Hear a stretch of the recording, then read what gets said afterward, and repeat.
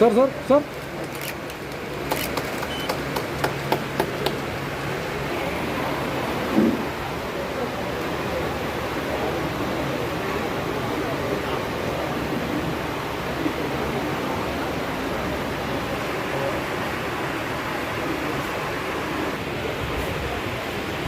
புத்தக பேரவையும் பாரதி புத்தகாலயமும் இணைந்து நடத்தும் மாபெரும் இந்த தருமபுரி 7ஆம் ஆண்டு புத்தக திருவிழாவிற்கு பங்கு பெற்றிருக்கும் நமது முன்னாள் தலைமை செயலர் அவர்களையும் மற்றும் மதிப்பிற்கும் மரியாதைக்குரிய மாவட்ட ஆட்சித்தலைவர் அவர்கள் இந்த சிறப்பான 7ஆம் ஆண்டு புத்தக திருவிழாவிற்கு தலைமையேற்கும் முதல் நிகழ்வாக தருமபுரி புத்தக திருவிழாவினுடைய தலைவரும் பேச்சு எண்ணம் செய்ய இரா சிசுபாலன் அவர்களை வரவேற்புரையாற்ற அன்போடு அழைக்கிறோம். இவ்விழாவிலே சிறப்பு விருந்தினராக பங்கேற்று கவிதா அவர்களையும் ரூபன் சங்கர்ராஜ் அவர்களையும் முதன்மை கல்வி அலுவலர் ஜோதி சந்திரா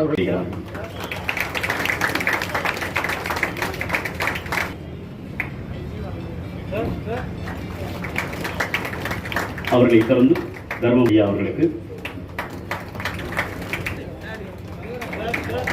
தொடர்ந்து மாவட்ட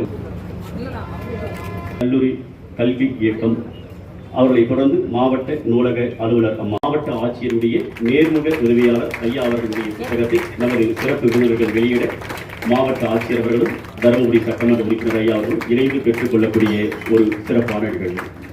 இன்று இந்த புத்தக விழாவினை தொடங்கி வைத்து வையக தலைமைக்குள் என்ற தலைப்பில் பேருரை ஆற்ற வந்திருக்கும் நமது மதிப்பிற்கும் மரியாதைக்கும் உரிய இறையன்பு IAS அவர்களை வருக வருக என்று வரவேற்று புத்தக பெயருடைய இந்த புத்தக திருவிழாவுக்கு தலைமைதாய் நடத்தி கொண்டிருக்கும் நமது மாவட்டத்துடைய சிறந்த ஆட்சித் தலைவர் மரியாதைக்குரிய திருமதி சதீஷ் IAS அவர்களுக்கும் 2025ஆம் ஆண்டு புத்தக திருவிழாவிற்கு வருகை தந்து நமக்கெல்லாம் ஒரு நல் பங்களிப்பை அளிக்க வருகை தந்திருக்கின்ற பெரும் மதிப்பிற்கும் மரியாதைக்கும் உரிய மேனாள் தமிழ்நாடு அரசினுடைய தலைமைச் செயலர் அவர்களுக்கும் இந்த இனிய விழாவில் இதுகாரம் வாழ்த்துரை நல்கிய சட்டமன்ற உறுப்பினர் தர்மபுரி அவர்களுக்கும் இந்த இனிய விழாவில் முன்னிலை ஏற்று வீட்டிருக்கின்ற நகர்மன்ற தலைவர் அவர்களுக்கும்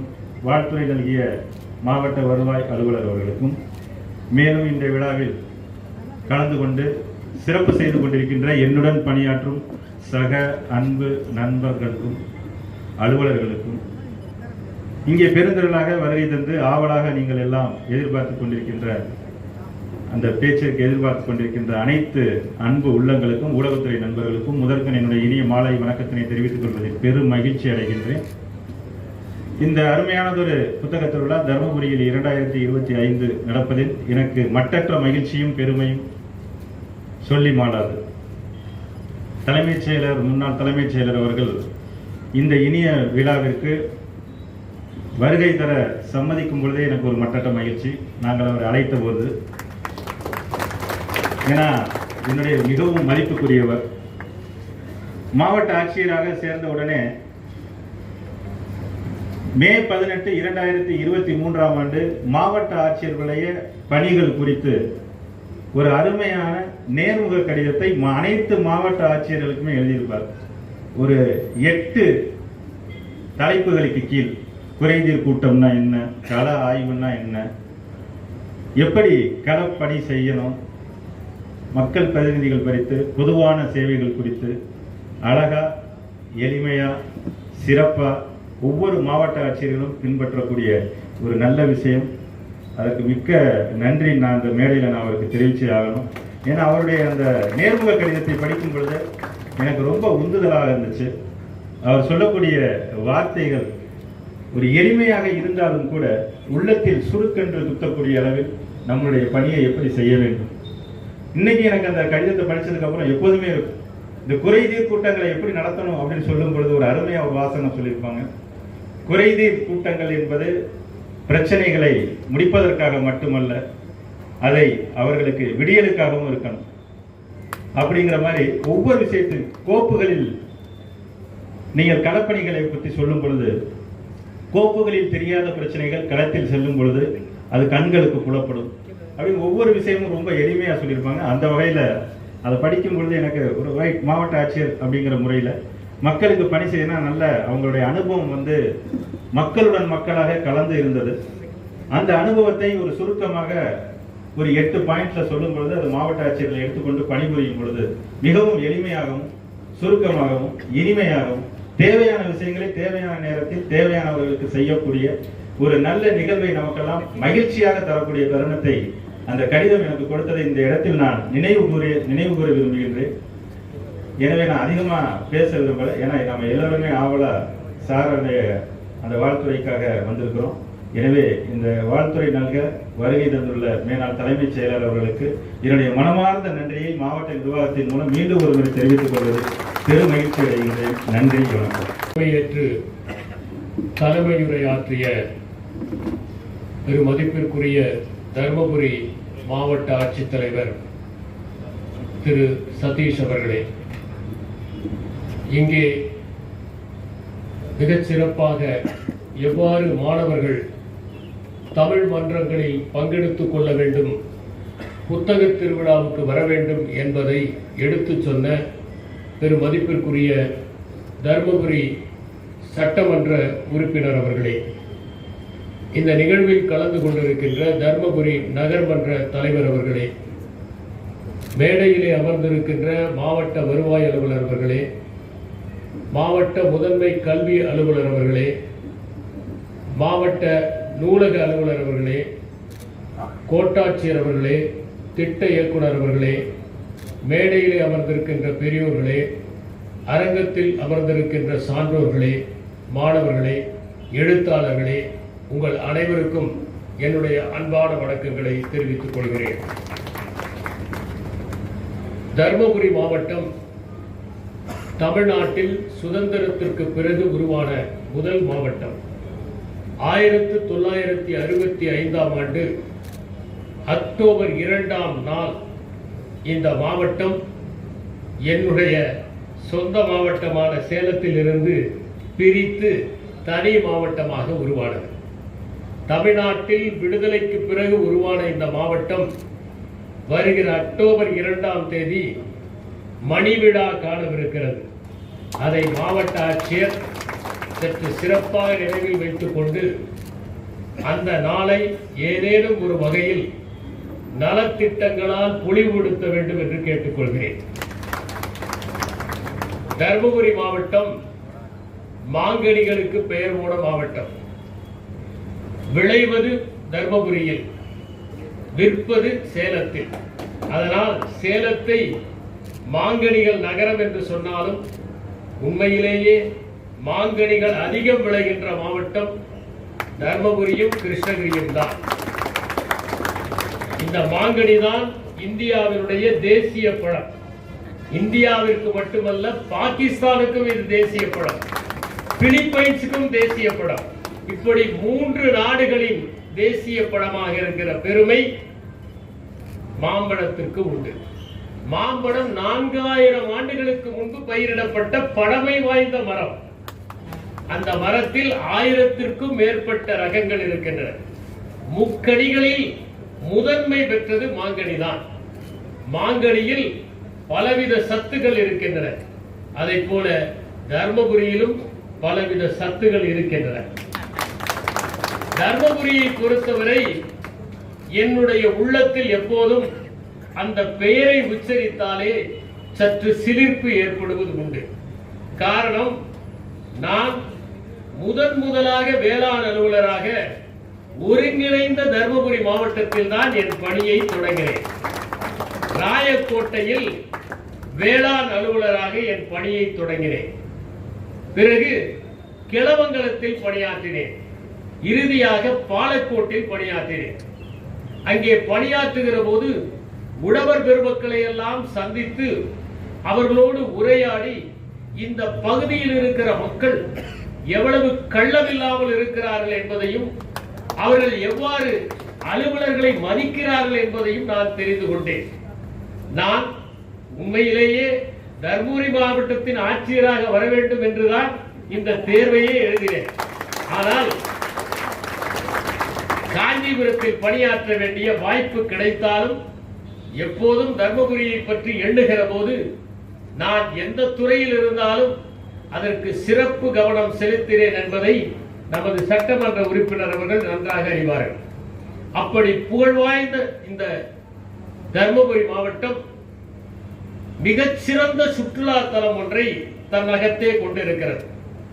தமிழ்நாடு மட்டுமல்ல, தென்னிந்தியாவிலேயே பலரும் விரும்புகின்ற சுற்றுலா தலமாக இருப்பது ஒகேனக்கல். அதனுடைய தமிழ் பெயர் உகுநீர் கல் என்பதுதான். அதை சங்க இலக்கியங்களில் தலைநீர் காவிரி என்று குறிப்பிட்டிருக்கிறார்கள். உகுநீர் கல் என்பதை 1960 வந்த சேமன் சண்டை என்கின்ற ஒரு நாட்டுப்புற இலக்கியத்தில் ஒருவர் நான் கங்கையாட போகிறேன், குமரியாட போகிறேன் என்று சொல்கிற போது நம் ஊரிலே இருக்கிற உகிநீர் கல்லில் போய் ஆடக்கூடாதா என்கின்ற வரி வருகிறது. அதை போல குளிர் காவிரி என்கின்ற அந்த நூலிலும் உகுநீர் கல் என்கின்ற சொல்தான் இடம்பெற்றிருக்கிறது. சங்க இலக்கியங்களில் நாம் சேர சோழ பாண்டியர்களை பாடியதை விட புலவர்கள் கடையேடு வள்ளல்களைத்தான் அதிகமாக பாடியிருக்கிறார்கள் என்பதை அறிந்து கொள்கிறோம். அதியமானை பற்றி ஔவையார் நிறைய பாடியிருக்கிறார். அசோகருடைய சிறுகல் சாசனத்தில் அதியர்களை பற்றி குறிப்பு இருக்கிறது என்கின்ற தகவலையும் நான் கண்டேன். அதியமானை பற்றி ஔவையார் நிறைய பாடல்களை புறநானூற்றிலே பாடியிருக்கின்றார். அதில் அதியமானுடைய உடல் எவ்வளவு வலிமை வாய்ந்தது, அவன் கால் எவ்வளவு வலிமை வாய்ந்தது என்பதை அவர் குறிப்பிடுகின்றார்.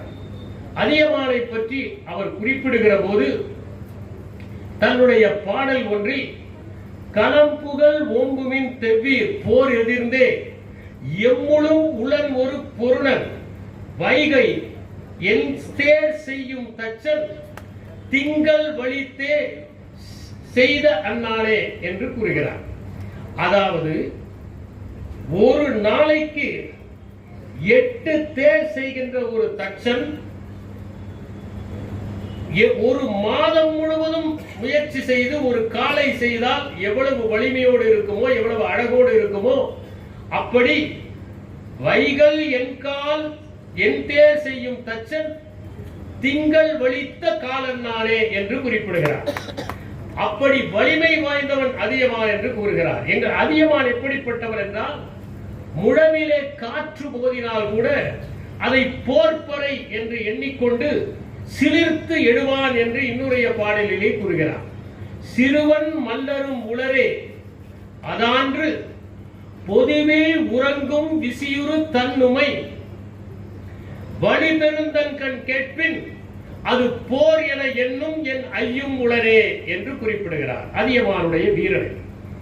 அதை போல இந்த அதியமான் தன்னை போஷிப்பதை பற்றி ஔவையார் கூறுகிற போது யாழொடும் கொல்லா பொழுதொடும் புணரா, யாழொடும் கொல்லா பொழுதொடும் புணரா பொருள் அறிவாரா ஆயினும் தந்தையர்க்கு அருள் தந்தனவா புதல்வர் தம் மணலை என் வாய் சொல்லும் அன்ன நெடுமதில் பல கடந்த அந்த அதியன் கடிமதல் அரண் கடந்த நெடுமா நஞ்சி அருளல் மாறே என்று குறிப்பிடுகிறார். குழந்தையின் மணலைக்கு பொருள் இல்லை, ஆனால் அந்த தந்தையர் அந்த மணலையை கேட்டு அதன் மீது பாசம் செலுத்துகிறார். அதை போலத்தான் நான் பாடுகிற பாடலும் ஒன்றும் பொருள் இல்லை, ஆனால் என் மீது அருளை தருகிறான் இந்த அதியன் என்று பாடுகிறார். தொண்டைமானுக்கும் அதியமானுக்கும் போர் வரப்போகிறது. ஆனால் அதியமான் போரை விரும்பவில்லை. அதனால் ஔவையார் தூது செல்கிறார். அங்கே தொண்டைமானுடைய படைக்கலன்கள் எல்லாம் புதிதாக இருக்கிறது, பளபளப்பாக இருக்கிறது.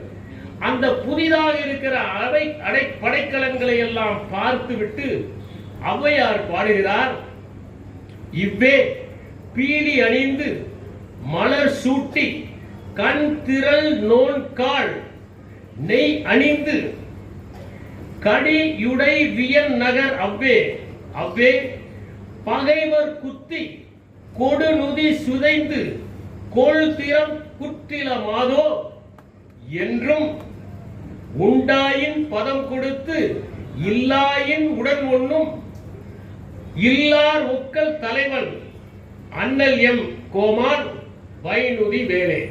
இங்கே உன்னுடைய படைக்கலன்கள் எல்லாம் பளபளப்பாக இருக்கிறது.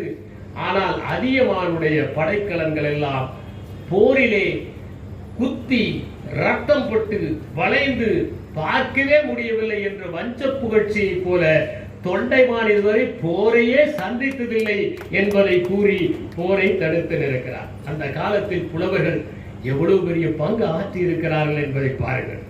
இப்படி அவ்வை அதியமானிடம் நெல்லிக்கனி பெற்றதை பரிமேலழகர் கனியிருப்ப காய் கவர்ந்தற்று என்கின்ற அந்த குறளுக்கு பதில் விளக்கம் கூறுகிற போது அவ்வைக்கு அதியன் தந்த நெல்லிக்கனியை போன்ற அமிர்தானவற்றை என்று குறிப்பிடுகிறார். நாம் எல்லோருமே அதியமான் அவ்வைக்கு நெல்லிக்கனியை கொடுத்து விட்டார் என்று ஔவையார் பெற்றதையும் அதியன் தந்ததையும் பெருமையாக பேசுகிறோம். உண்மையிலேயே அதியன் தந்த நெல்லிக்கனியை விட அதிகமாக தந்து விட்டார் ஔவையார்.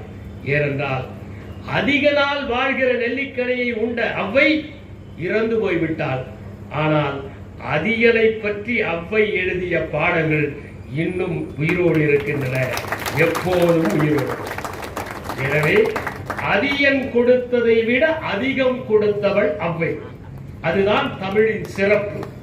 இப்படி 2000 ஆண்டுகளுக்கு மேற்பட்ட சிறப்பு வாய்ந்த தர்மபுரியிலே முதன் முறையாக புத்தக திருவிழாவில் உரையாற்றுவதில் நான் பெருமிதம் கொள்கிறேன், மகிழ்ச்சி அடைகிறேன்.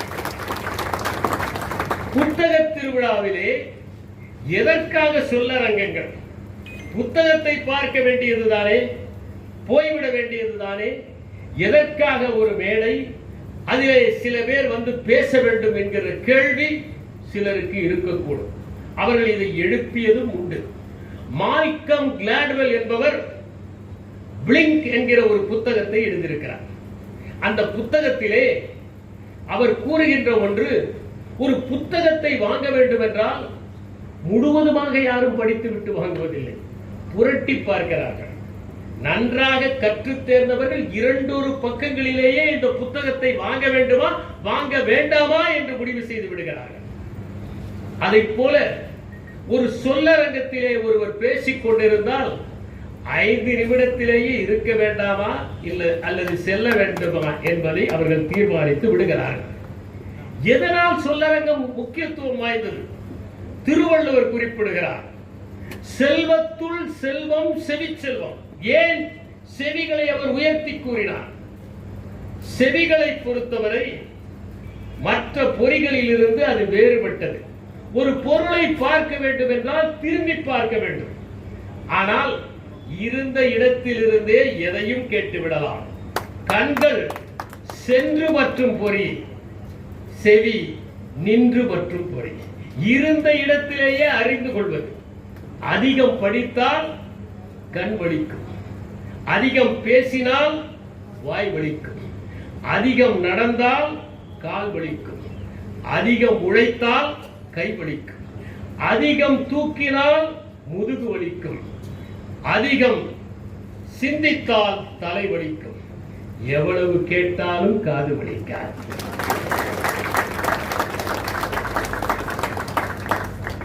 கண்களை மூட இமை உண்டு, நாக்கை மூட இதழ்கள் உண்டு, காதுகளை மூட எதுவும் இல்லை. இரு காதுக்கு எதுவும் மூடி இருக்காது. அதுதான் காது.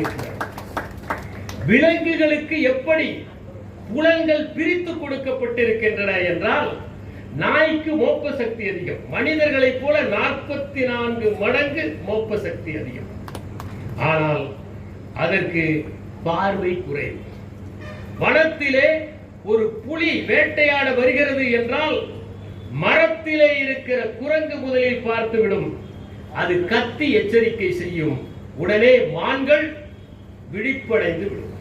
அந்த மான்களின் காதுகள் எந்த திசையில் ஓசை வருகிறது என்றே பார்க்கும். கேட்கிற திறன் நம்மை விட யானைக்கு அதிகம். அதனால் இன்ஃப்ரா சவுண்ட் என்பதை கேட்கிற சக்தி யானைக்கு இருக்கிறது. நாம் கேட்க முடியாத ஓசைகளை அது கேட்பதால் தரையிலேயே சத்தத்தை எழுப்பி மற்ற யானைகளை அது எச்சரிக்கை செய்ய முடியும். வௌவால்கள் இரவிலே பறக்கின்றன, சுவரிலே மோதாமல் பறக்கின்றன. காரணம், அல்ட்ராசானிக் அதிர்வலைகளை எழுப்பி சுவர் இருப்பதை அவை கண்டுபிடித்துக் கொள்கின்றன. மனிதனுடைய மகத்துவமே அவனுக்கு மோந்து பார்க்கும் தன்மையும், விழிகளால் பார்க்கிற தன்மையும், காதுகளால் கேட்கிற தன்மையும் சம அளவிலே இருப்பதுதான். அதுதான் மனிதனுடைய சிறப்பு. நம்முடைய உறுப்பிலேயே சிறப்பு வாய்ந்தது காது. ஏனென்றால் இந்த காதுகள் 2 பேருக்கு ஒரே மாதிரி இருப்பதில்லை. தொடக்கத்திலே கைரேகைக்கு பதிலாக காது ரேகை வைக்கலாமா என்று கூட யோசித்தார்கள். நாம் சின்ன வயதிலேயே குத்துவது காதுகளைத்தான். அது மட்டுமல்ல, யாராவது ஏமாந்தாலும் நாம் குத்துவது அவர்கள் காதுகளைத்தான். இப்படி காதுகளுக்கு எண்ணற்ற சிறப்பு இருப்பதனாலும் பெரும்பான்மையானவற்றை நாம் கேட்டுத்தான் அறிந்து கொள்கின்றோம். உண்பது எப்படி என்று புத்தகம் படித்தான் கற்றுக்கொண்டோம். குளிப்பது எப்படி என்று யாராவது வகுப்பு எடுத்தார்களா? பற்களை துலக்குவது எப்படி என்று யாராவது பாடம் போதித்தார்களா? எப்படி உறங்க வேண்டும் என்று யாராவது ஏடுகளிலே சொல்லித் தந்தார்களா? இவற்றையெல்லாம் நாம் காதுகளிலே கேட்டு கேட்டுத்தான் அறிந்து கொண்டோம். நல்லவற்றை கேட்க வேண்டும் என்பதனால் தான் திருவள்ளுவர் எனைத்தானும் நல்லவை கேட்க என்று குறிப்பிட்டார். அதனால் கற்றிலனாயினும் கேட்க, படிக்காமல் இருந்தால் கூட கேள்வியின் மூலம் ஒருவர் அறிவு பெற முடியும் என்பதை அவர் தெளிவுபடுத்தினார். சொல்லரங்கத்திலே ஒருவர் பேசுகிற போது அவர் தன்னுடைய வாழ்க்கையில் 40 ஆண்டுகளாக சேகரித்த அறிவை நீங்கள் 40 நிமிடங்களில் புரிந்து கொள்கிறீர்கள். 5 நிமிடங்களில் அவர் படித்த மிகப்பெரிய புத்தகத்தை உங்களுக்கு சுருக்கமாக சொல்லிவிடுகிறார். அவர் சொல்வதிலிருந்து எந்தெந்த புத்தகங்களை வாங்க வேண்டும் என்று நீங்கள் தெரிந்து கொள்கிறீர்கள். அவர் பேசுகிற போது அது உங்கள் வாழ்க்கைக்கே ஒரு திசை காட்டியாக இருக்கலாம்.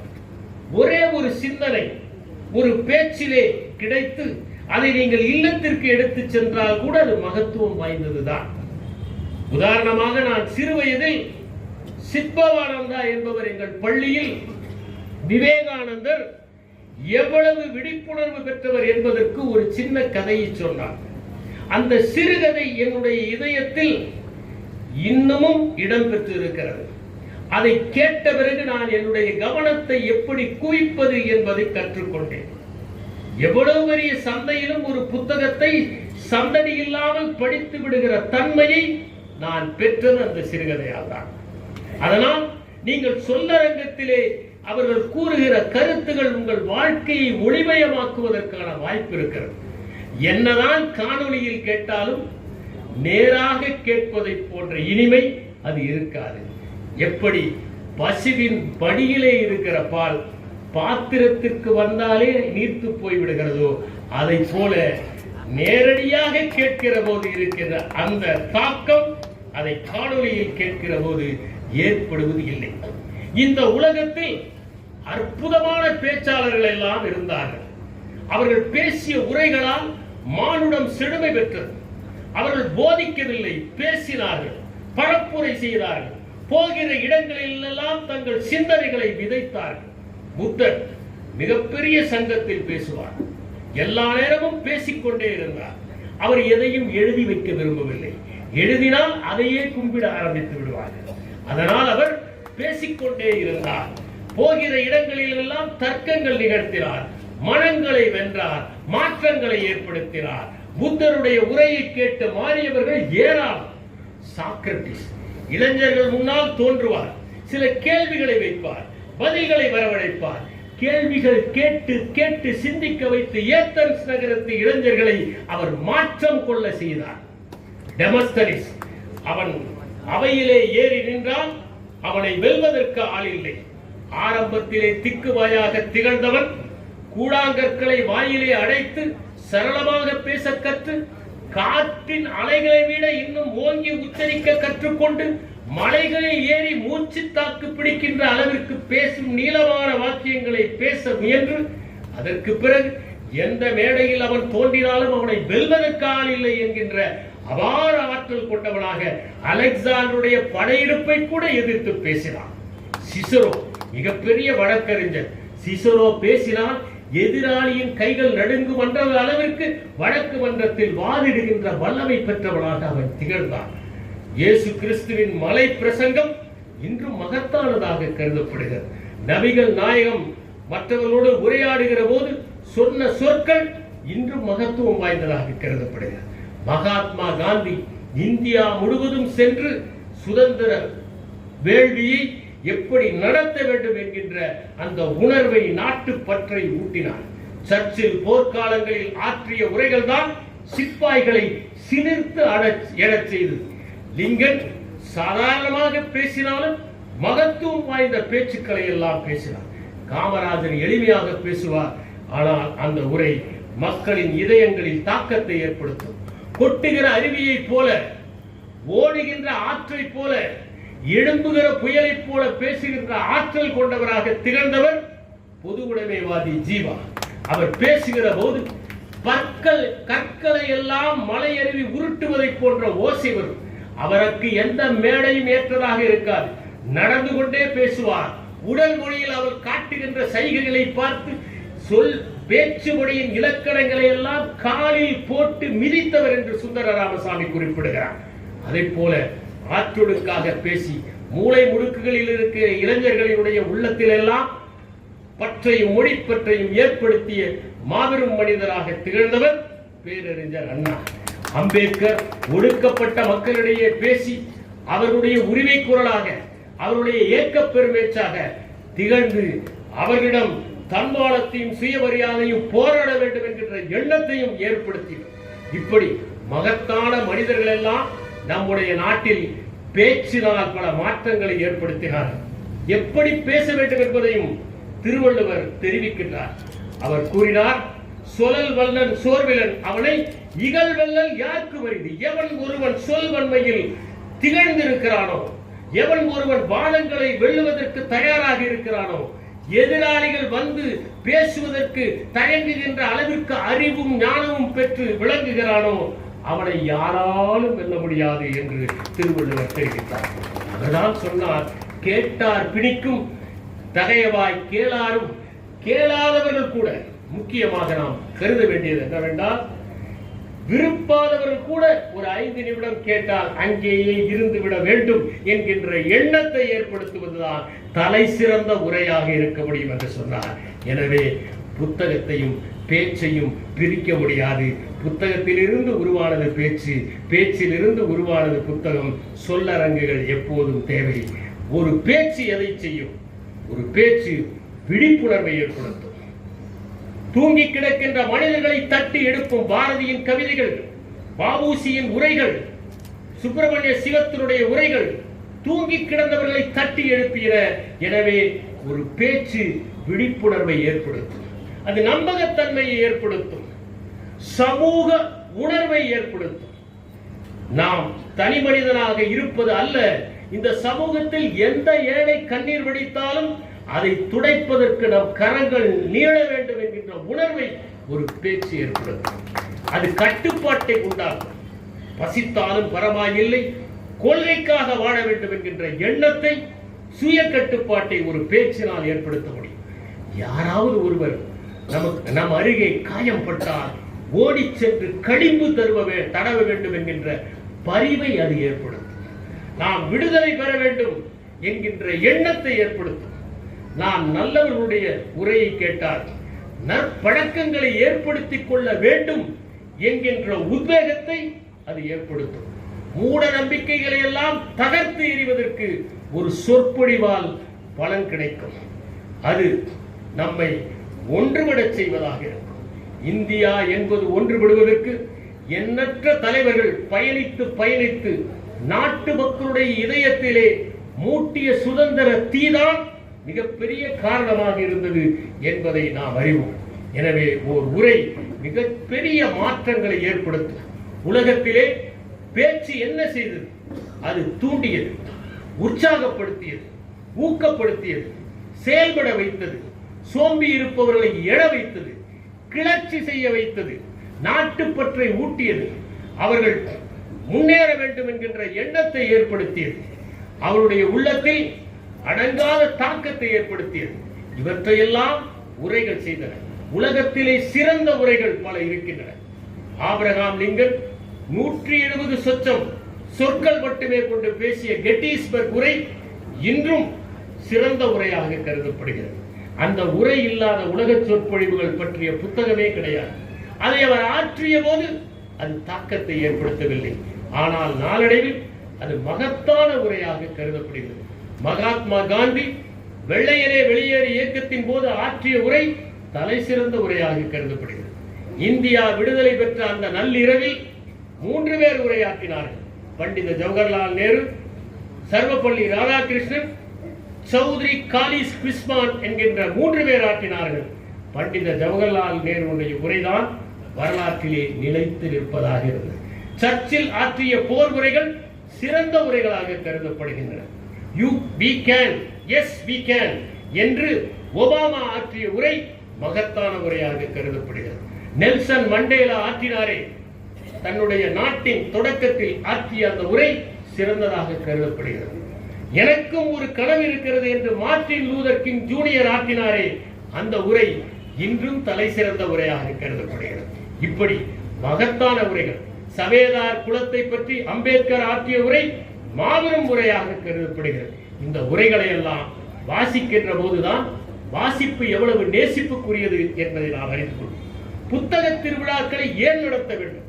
சட்டமன்ற உறுப்பினர் அவர்கள் கூறினார்கள், மாவட்டந்தோறும் நாங்கள் புத்தக விழாக்களை நடத்துவதற்கான அரசாணையை அரசு பிறப்பித்தது என்று. ஏன் புத்தக திருவிழாவை நாம் நடத்த வேண்டும்? படிக்கின்ற பண்பாட்டை புத்தக திருவிழாக்கள் ஏற்படுத்தும். இங்கே திரு சிசுபாலன் அவர்கள் வரவேற்புரை ஆற்றினார். அவர் இந்த புத்தக திருவிழாக்கள் நடப்பதற்கு முன்னால் மிகுந்த பிரயாசை கொண்டு மக்களை திரட்டி புத்தக திருவிழாக்கள் நடத்தினார் என்று இங்கே எனக்கு கூறப்பட்டது. புத்தக விழாக்களை நடத்துவது படிக்கின்ற பழக்கத்தை ஏற்படுத்துவதற்காக. பல்வேறு விதமான புத்தகங்கள் ஒரே இடத்தில் கிடைப்பது என்பது புத்தக திருவிழாவில் தான் சாத்தியம். இந்த புத்தகங்கள் உலகம் சார்ந்த அத்தனை எழுத்தாளர்களையும் உங்கள் கண் முன்னாலே கொண்டு வந்து விரிக்கிறது. இங்கே நீங்கள் படைப்பாளிகளை சந்திப்பீர்கள். படைப்பாளிகளும் படிப்பாளர்களும் பதிப்பாளர்களும் சந்திக்கின்ற இடமாக இருக்கிறது புத்தக திருவிழா. ஒரு படைப்பாளி தன்னுடைய எந்த புத்தகம் விரும்பப்படுகிறது என்பதை அறிந்து கொள்வதற்கு புத்தக திருவிழா உதவுகிறது. ஒரு பதிப்பாளர் யாருடைய புத்தகங்களை மக்கள் நேசிக்கிறார்கள், எந்த வயதினர் எந்த புத்தகத்தை விரும்புகிறார்கள் என்பதை அறிந்து கொள்ள உதவுகிறது. உள்ளூர்காரர்கள் தங்களுடைய புத்தகங்களை வெளியிடுவதற்கு இது உதவுகிறது. அப்படித்தான் மாவட்ட ஆட்சியருடைய நேர்முக உதவியாளர் ஒரு புத்தகத்தை இந்த மேடையிலே வெளியிட்டிருக்கின்றார். அதை போலவே உள்ளூர் எழுத்தாளர்கள் தங்களுடைய புத்தகங்களை கடைபிடிப்பதற்கும் இது உதவுகிறது. எனவே புத்தக திருவிழா என்பது ஒரு மகத்தான நிகழ்வு. இந்த புத்தக திருவிழாவில் தொடக்கத்திலேயே நிறைய வியாபாரம் ஆகும் என்று பதிப்பாளர்கள் எதிர்பார்க்க கூடாது. எப்போதுமே படிப்படியாகத்தான் எதுவும் நடக்கும். காவிரி தொடங்குகிற இடத்தில் கூட அது சன்னமாகத்தான் தொடங்குகிறது. ஆடு தாண்டும் காவிரியாக தொடங்குகிற அந்த நதிதான் பிறகு அகண்ட காவிரியாகிறது. அதுதான் உகிநீர் கல்லில் வந்து விழுகிறது. அதுதான் தலைநீர் காவிரியாக இருக்கிறது. எனவே இந்த புத்தக திருவிழாவை மாவட்ட ஆட்சியர் அவர்கள் மாணவர்கள் வந்து பார்க்க வேண்டும். பொருட்காட்சியை பார்ப்பதைப் போல புத்தக கண்காட்சியும் பார்க்க வேண்டும் என்பதற்கு ஏற்பாடு செய்யுங்கள். ஆசிரியர்கள் வாசிப்பதன் நோக்கத்தை எடுத்துச் சொல்லுங்கள். நான் ஓய்வு பெறுகிற அன்று காலையில் எழுதிய கடிதமே பள்ளிக்கல்வி இயக்குநருக்கு ஒவ்வொரு பள்ளியிலும் வாசகர் மன்றத்தை தொடங்குங்கள் என்கின்ற கடிதம் தான். வாசிக்க தொடங்கினால் புத்தகங்களை எல்லோரும் வாங்க தொடங்குவார்கள். எப்போது அவர்கள் அறிவை தேடி போகிறார்களோ அப்போது அவர்கள் வாழ்க்கையே ஒளிமயமாக ஆகும் என்பதை கூறி வையத் தலைமைகள் என்கின்ற தலைப்பில் பேசுவதற்கு விளைகிறேன்.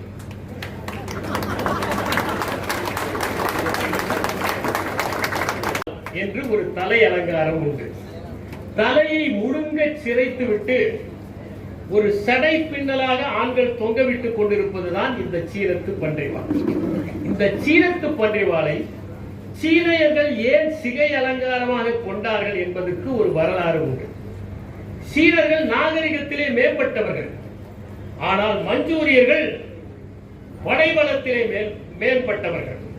அவர்கள் பாய்ந்து வருகின்ற குதிரைகள், பலமான படை, வற்றாத வைராகியம், செறிவான ஆயுதங்கள் ஆகியவற்றை தங்கள் கைகளில் வைத்திருந்தார்கள். நாகரிகம் அடைந்த சமுதாயம் எப்போதுமே அறிவில் தான் மும்முரம் காட்டும்.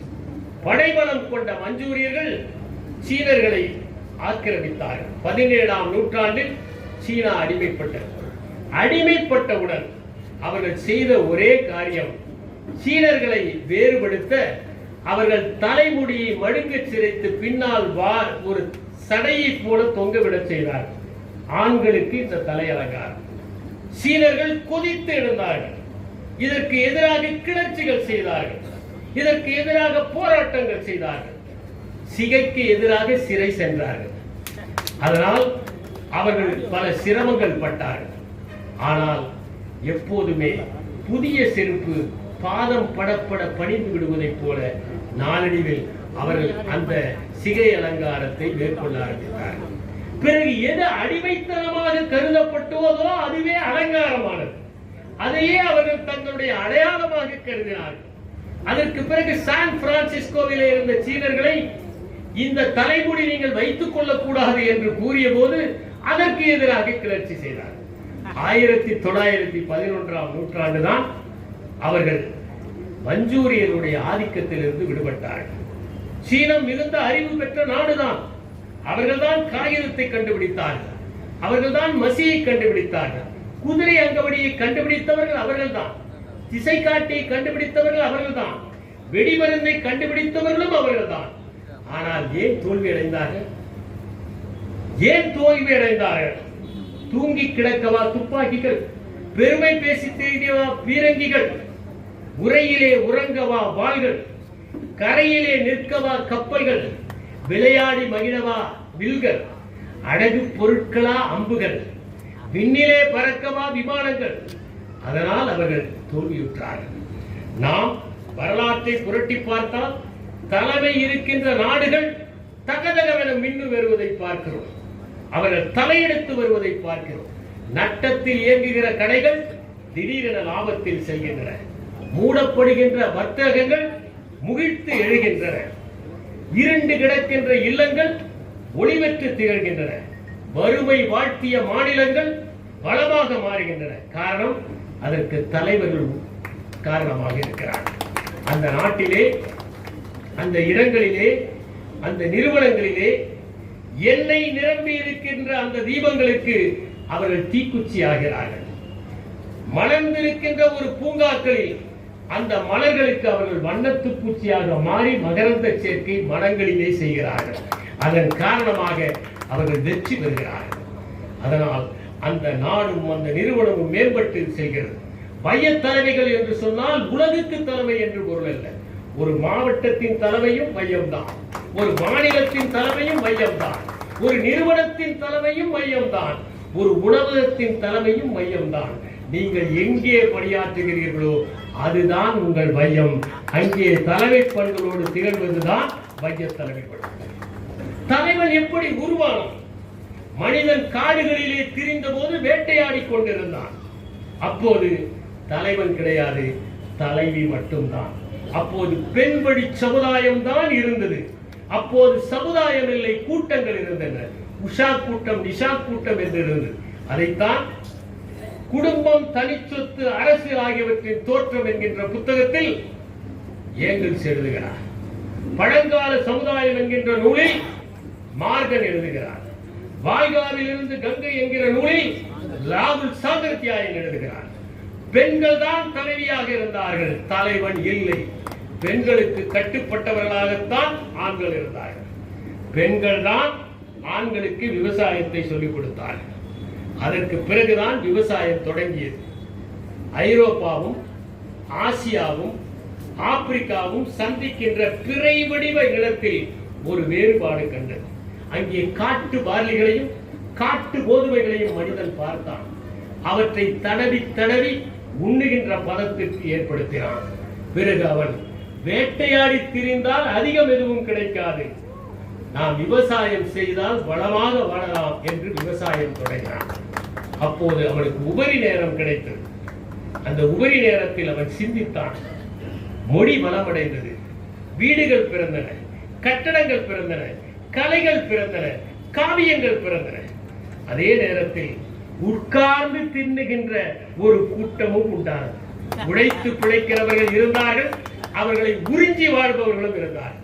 அந்த உறிஞ்சி வாழ்பவர்கள் சொன்னார்கள், நீங்கள் எல்லாம் பாதுகாப்பாக இருக்க நாங்கள் உங்களை பார்த்துக் கொள்கிறோம் என்று. இலக்குடி சமுதாயத்திலே ஒன்று உண்டு. நீங்கள் இப்போதும் பழங்குடியினருடைய கிராமத்திற்கு போனால் அங்கே அனைவரும் ஒருவரை ஒருவர் அறிந்திருப்பார்கள். புதிதாக யார் வந்தாலும் நீங்கள் யார் என்று கேட்பார்கள். 50 ஆண்டுகளுக்கு முன்னால் நீங்கள் ஒரு சிற்றூருக்கு சென்றால் நீங்கள் யார் என்று விசாரிப்பார்கள். தெரியாதவர்கள் சிற்றூரிலே நுழைவதற்கு வாய்ப்பு இல்லை. அதை போல இருந்த சமுதாயம் தானியங்கள் கிடைத்ததால், அவற்றை எல்லா காலங்களிலும் உண்ண முடிந்ததால் பல்கி பெருகியது. ஒருவருக்கொருவர் அடையாளம் தெரியாத நிலை உண்டானது. அப்போது அவர்களுக்கு பாதுகாப்புக்கு சிலர் தேவைப்பட்டார்கள். வலிமையான சிலரை தேர்ந்தெடுத்துக் கொண்டு பாதுகாப்பாக வைத்துக் கொண்டார்கள். இன்னும் பெருகிய போது நகரங்கள் உண்டான. அப்போது மக்கள் ஒருவரை ஒருவரை அடையாளம் காண முடியவில்லை. யாரெல்லாம் இவர்களை பாதுகாப்பதற்காக இருந்தார்களோ அவர்கள் மற்றவர்களை எதிர்த்து போராடினார்கள், அவர்களை அடிமையாக்கினார்கள். அடிமைகளை கொள்வது ஒன்றும் பெரிதில்லை என்று நினைத்தார்கள். அதனால் அவர்கள் அடிமை சின்னங்களை அவர்கள் மீது திணித்தார்கள். இதன் காரணமாக இவர்களில் இருந்து இவர்களை பாதுகாப்பதற்காக ஒருவன் உருவானான். குடிகள் உருவானது, சூப்பர் குடிகள் உருவானது, சூப்பர் தலைவன் உருவானான். இப்படித்தான் தலைவன் என்கின்ற ஒன்று சரித்திரத்திலே உள்ளது. இந்த தலைவர்கள் எப்படி சிந்திக்க வேண்டும் என்பதை 5 விதத்தில் பார்க்கலாம். ஒரு நல்ல தலைவனாக இருந்தால் அவன் திறந்த மனப்பான்மையோடு இருக்க வேண்டும். இந்திய சமுதாயத்திலே சத்திரியர்கள் மட்டும்தான் போரிலே ஈடுபட முடியும் என்கின்ற நிலையை மாற்றியவன் ராணா பிரதாப் சிங். அவன் ஆதிவாசிகளையும் படையிலே இணைத்துக் கொண்டான். அனைவரையும் இணைத்துக் கொண்டு கொரில்லா யுத்தத்தை முன்னெடுத்தியவர் ராணா பிரதாப் சிங். அதை பார்த்துத்தான் சிவாஜி என்பவர் அதை மேற்கொண்டார். அடுத்ததாக ஒரு தலைவன் எப்போதுமே முடிவெடுக்கும் திறமை பெற்றவனாக இருக்க வேண்டும். நெப்போலியனை எதிரிகள் துரத்துகிறார்கள், அவன் ஒருவன் மட்டும் தனக்கு பிரியமான குதிரையிலே செல்கிறான். அவர்கள் பிடித்து விட்டால் அவன் காலி. அந்த சூழலில் அவன் குதிரையிலே செல்லுகிற போது மிகப்பெரிய பள்ளம் ஒன்று இருக்கிறது. குதிரையை தட்டுகிறான், குதிரை பாதியை தாண்டுகிறது, மீதியை இவன் தாண்டுகிறான், எதிரிகளிடமிருந்து தப்பித்து விடுகிறான். முடிவெடுக்கும் திறன் வேண்டும், பொறுப்புணர்வு வேண்டும். 1971ஆம் ஆண்டு இந்தியாவிற்கும் பாகிஸ்தானுக்கும் போர் நடக்கிற போது நீர்மூழ்கி கப்பல் ஒன்றின் மீது குண்டு எறிந்து விடுகிறார். அந்த கப்பலுக்கு தலைவராக இருந்தவர் மகேந்திர முல்லா என்பவர். அவர் தன்னை காப்பாற்றிக் கொள்ள வேண்டும் என்று நினைக்கவில்லை. கப்பலிலே இருந்த மற்ற படை வீரர்களை எல்லாம் காப்பாற்றிவிட்டு அந்த கப்பலிலேயே மடிந்து போனார். ஒரு தலைவன் என்பவன் எப்போதும் பொறுப்புணர்வுடன் இருக்க வேண்டும். ஒரு தலைவன் ஊக்கம் உடையவனாக இருக்க வேண்டும். தன்னுடைய படையில் இருப்பவர்களை சகல நேரமும் நீங்கள் வெற்றியாளர்களாக ஆகப் போகிறீர்கள், உங்களிடம் அசாத்தியமான திறமை இருக்கிறது என்று சொல்ல வேண்டும். அப்படிப்பட்டவன் தான் ஹானிபால். மிகப்பெரிய ரோமாபுரி ராஜ்யம், எல்லா பாதைகளும் ரோமாபுரியிலே முடிகின்றன என்று சொல்லுகிற போது அதை எதிர்த்து தன்னுடைய சிப்பாய்களிடம், நீங்கள் அசாத்திய ஆற்றல் பெற்றவர்கள், ரோமாபுரியை உங்களால் எதிர்க்க முடியும் என்று அவர்கள் உள்ளத்திலே வீர கனலை மூட்டினார். அதுதான் ஊக்கத்திற்கு எடுத்துக்காட்டு. சமயோசித புத்தி ஒருவருக்கு இருக்க வேண்டும். அலெக்சாண்டர் 14 வயது சிறுவன். பூசபேலஸ் என்கின்ற அந்த குதிரையை எல்லோரும் அடக்க முயற்சி செய்கிறார்கள், முடியவில்லை. அலெக்சாண்டர் கவனிக்கிறார், அந்த குதிரை தன் நிழலை பார்த்து பயப்படுகிறது என்று. 14 வயது சிறுவனான அவர் அந்த குதிரையிடம் சென்று அதன் தலையை நிழலை நோக்கி திருப்புகிறார். அந்த குதிரை பயந்த நேரத்தில் மேலே ஏறி அமர்ந்து சவாரி செய்கிறார். அப்போது மாசிடானோட மன்னன் பிலிப் சொல்கிறான், உனக்கு இந்த மாசிடோனியா பத்தாது, உலகமே தேவை என்று கூறுகிறார். தலைவனானவன் பிறப்பிலேயே வர வேண்டும் என்று ஒரு காலத்தில் சரித்திரம் நம்பியது. 2ஆம் ரிச்சர்ட் நாடகத்தில் ஷேக்ஸ்பியர் எழுதியிருப்பார். 2ஆம் ரிச்சர்ட் மன்னன் சொல்லுவான், நான் தெய்வீக சக்தி பெற்றவன் என்று. ஒரு காலத்தில் மன்னர்கள் எல்லாம் நாங்கள் தெய்வீக ஆற்றல் பெற்றவர்கள், தெய்வங்களே எங்களை நியமித்தன என்று சொல்லிக் கொண்டிருந்தார். நம்முடைய சமூகத்திலும் கூட முதலாவது மகனுக்குத்தான் அரசுரிமை என்று இருந்தது. லா ஆஃப் பிரைமோஜெனிட்டர் என்று பெயர். முதல் மகனுக்குத்தான் அரசுரிமை என்று. ஆனால் 400 ஆண்டுகளாக பிறப்புக்கும் தலைமை பண்புக்கும் சம்பந்தமில்லை, யார் வேண்டுமானாலும் தலைமை பண்புகளை வளர்த்துக் கொள்ள முடியும் என்பதை சரித்திரம் நிரூபித்தது. 2300 ஆண்டுகளுக்கு முன்னாலேயே சந்திரகுப்த மௌரியர் என்பவர் சாதாரண குடும்பத்திலே பிறந்தவர். அவர் நந்தா சாம்ராஜ்யத்தை நொறுக்கி தள்ளிவிட்டு மிகப்பெரிய மன்னராக முடிசூடிக் கொண்டார். அவருடைய வாழ்க்கையை பற்றி சுவாரஸ்யமான ஒரு சம்பவம் இருக்கிறது. அவர் நந்தர்களுக்கு எதிராக போராடி கொண்டிருக்கிற போது மாறு வேடத்தில் தன்னுடைய தோல்வி அடைந்த நேரத்தில் ஒரு இல்லத்தில் சென்று உணவு கேட்கிறார். அந்த இல்லத்தை சார்ந்த தாய்மார் ஒரு தட்டிலே அவருக்கு சுடு சாதத்தை தருகிறார். அவர் சாதத்தின் நடுப்பகுதியை எடுத்து சாப்பிட பார்க்கிறார். இவர் மாறுவேடத்தில் இருக்கிறார். அந்த பெண்மணிக்கு இவர் மௌரியர் என்று தெரியாது. அந்த பெண்மணி சொல்கிறார், சந்திரகுப்தனை போல நீ சாப்பிடுகிறாயே. அவர் கேட்கிறார் என்ன என்று. சாதத்தை சாப்பிடுகிற போது எப்போதும் ஓரத்திலிருந்து சாப்பிட்டால்தான் சூடு பொருத்தமாக இருக்கும். அதை போல நீ சந்திரகுப்த மௌரியனை போல செய்கிறாய். சந்திரகுப்த மௌரியனை போலாவா, என்ன சொல்கிறீர்கள் என்று கேட்கிறார். அதற்கு அந்த பெண்மணி சொல்கிறார், எப்போதுமே விளிம்பிலே இருக்கிற பகுதிகளை கைப்பற்றிக் கொண்டுதான் மைய பகுதிக்கு வர வேண்டும். நீ மைய பகுதியில் தாக்குதல் நடத்தினால் எப்படி வெல்ல முடியும்? நீ சந்திரகுப்த மௌரியன் அப்படித்தான் செய்கிறான் என்று சொன்னதும் தன்னுடைய அணுகுமுறையை மாற்றிக்கொண்டு நந்தர்களை வென்றார் என்று கர்ணவடி கதை உண்டு. அந்த சந்திரகுப்த மௌரியனுடைய பேரனாக இருந்தவர் தான் மகா அசோகர். இந்திய சரித்திரத்தில் 2 பேரைத்தான் மகா என்கின்ற அடைமொழியோடு அழைக்கிறார்கள். ஒருவர் அசோகர், இன்னொருவர் அக்பர். அந்த அசோகரை பற்றி ஒரு கர்ணவழி கதை உண்டு. அசோகர் பௌத்த மதத்திற்கு மாறிய பிறகு ஞானிகளை பார்க்கிற போதெல்லாம் தலை தாழ்த்தி வணங்குவார். அவருடைய அமைச்சர் ஒருவர் சொன்னார், நீங்கள் மன்னர், எல்லோருக்கும் தலை வணங்கலாமா, ஞானிகளை பார்த்து எதற்காக தலை வணங்குகிறீர்கள் என்றார். உடனே அசோகர் அதற்கு பதில் சொல்லவில்லை. ஒரு வாரம் கழித்து தன்னுடைய அமைச்சர்களை எல்லாம் அழைத்து ஒவ்வொருவரிடம் ஒவ்வொன்று சொன்னார். அப்போது தலை வணங்கக்கூடாது என்ற அமைச்சரும் இருந்தார். ஒரு அமைச்சரிடம் நீ ஆட்டுத்தலையை கொண்டு வா, ஓர் அமைச்சரிடம் ஒட்டகத்தலையை கொண்டு வா, ஓர் அமைச்சரிடம் மாட்டுத்தலையை கொண்டு வா, இப்படி சொன்னார். இந்த தலை வணங்கக்கூடாது என்று சொன்ன அமைச்சரிடம் நீ மனித தலையை கொண்டு வா என்றார். அரும்பாடுபட்டு வெகு நேரத்திற்கு பிறகு ஒரு மனித தலையை அவர் கொண்டு வந்தார். என்ன செய்ய வேண்டும் என்று அமைச்சர்கள் கேட்டார். இதை விற்று விட்டு வாருங்கள் என்றார். சிறிது நேரத்திலேயே மற்ற அமைச்சர்கள் எல்லாம் வந்து விட்டார்கள். ஆனால் மனித தலையை எடுத்து சென்றவர் வெகு நேரம் கழித்து வியர்க்க விறுவிறுக்க வந்தார். அவரிடம் கேட்டார், ஏன் இவ்வளவு நேரம்? இந்த தலையை வாங்குவதற்கு யாருமே தயாராக இல்லை. பார்த்ததுமே கண்ணை மூடிக்கொண்டார்கள். இந்த தலையை யார் வாங்குவார்கள்? அரும்பாடுபட்டு நான் ஒருவருக்கு பணத்தை கொடுத்து வாங்கிக் கொள்ள சொன்னேன் என்றார். இப்படிப்பட்ட மனித தலையை நான் தாழ்த்தி வணங்குவதா உங்களுக்கு பெரிய தொல்லையாக இருக்கிறது என்று அசோகர் குறிப்பிட்டார். எனவே அசோகருடைய பெயரும் சரித்திரத்திலே நிலை பெற்றிருந்தது. நாம் எல்லோரும் நன்றாக அறிவோம். முகலாய சாம்ராஜ்யத்தில் ஒரு கட்டத்தில் விரல் வெட்டி ஆட்டியவர் ஷேர்கான் என்கின்ற ஷேர்ஷா. அவருடைய ஆட்சி காலத்தில் தான் ஒரு வயதான மூதாட்டி கூட பணப்பையோடு நெடுஞ்சாலையிலே தூங்கலாம் என்கின்ற அளவிற்கு சட்டம் ஒழுங்கு பாதுகாக்கப்பட்டது. அந்த ஷேர்ஷா ஒன்றும் ராஜ குடும்பத்தில் பிறந்தவர் அல்ல, அவர் சாதாரண குடும்பத்தில் பிறந்தவர். அவர் ஒரு சிப்பாயாக இருக்கிறார். பாபர் தன்னுடைய பாசறையிலே அமர்ந்திருக்கிறார். எல்லோரும் வந்து உணவை பெற்றுக் கொண்டு செல்கிறார்கள். ஷேர்கானும் வருகிறார். பாபர் அவருடைய உடல் மொழியை பார்த்துவிட்டு சொல்லுகிறார், இவர் ஆபத்தான பேர்வழி, இவரை உடனே கைது செய்யுங்கள் என்று. அந்த அமைச்சர் சொல்லுகிறார், முகலாய சாம்ராஜ்யத்திற்கு இந்த சிப்பாயாலா சிரமம் வந்துவிடும், வேண்டாம் என்கிறார். அந்த சிப்பாய் தான் பின்னால் ஹுமாயூனை தோற்கடித்து விட்டு முகலாய சாம்ராஜ்யத்தில் தன்னுடைய கொடியை நாட்டி ஆண்டவர் என்பதை நினைவில் வைத்துக் கொள்ள வேண்டும். நெப்போலியன் கார்சிகா என்கின்ற ஊரிலே பிறந்தவர். அவர் பிறப்பதற்கு ஓராண்டுக்கு முன்னால் தான் அது பிரான்சோடு இணைக்கப்பட்டது.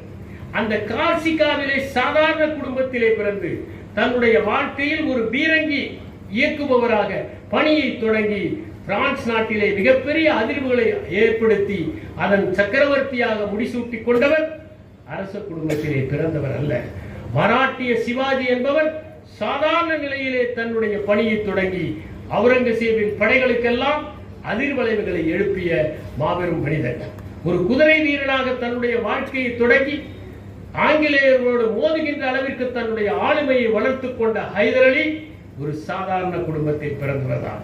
போர்பந்தரில் மகாத்மா காந்தியடிகள் பிறந்த இடத்தை போய் பார்த்தால் இவரா உலகத்தில் இத்தனை நாடுகள் தபால் தலை வெளியிடுகிற அளவிற்கு தலைமை பண்புகளோடு திகழ்ந்தவர் என்று ஆச்சரியப்படுவோம்.